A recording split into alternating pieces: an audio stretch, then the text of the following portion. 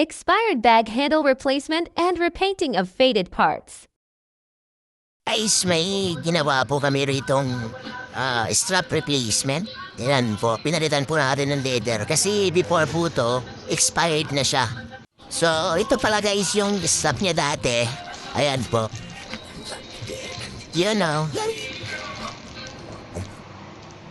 Wala na talaga siya. Yan.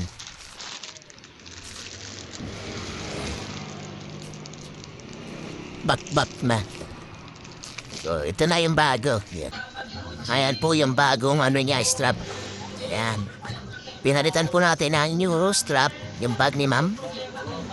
Ayan po. Tapos, before po to, nagkaroon po ng leather feeling. Yung back na yung gilid niya. So, ginawa na lang po namin. Nirepainting na lang po namin yung gilid nito. Ayan po. Yan, sa mga magpapagawa po for strap replacement ng bag, lamang po sa Facebook page namin.